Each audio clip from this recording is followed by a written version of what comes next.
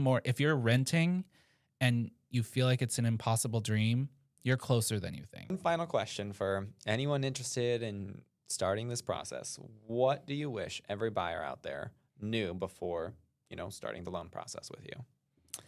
I wish every buyer knew before starting the loan process that it's not as scary as it seems. It's a big process, but it doesn't need to be all that complicated.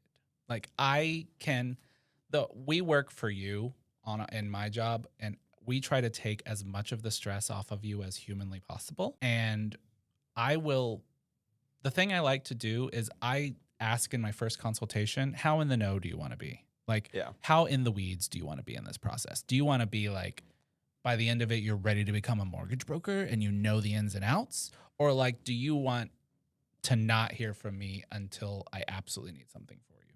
Because I can do either. Yep. And I can do somewhere in the middle. So, I mean, it's not as scary as everyone hypes it up to be. It's a process and it can take some time and there can be some ups and downs, but that's true of everything in life. Very true. Also, you're more ready than you think. I think that's what I want to tell a lot of people.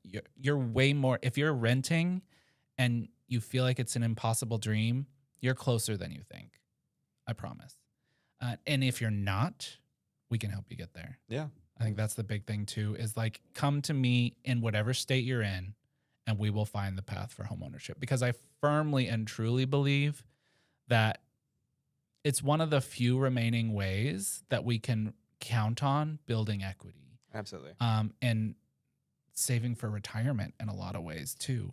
Because homeownership, I think, if you're just renting, you're never seeing the fruits of that money ever again. But yeah.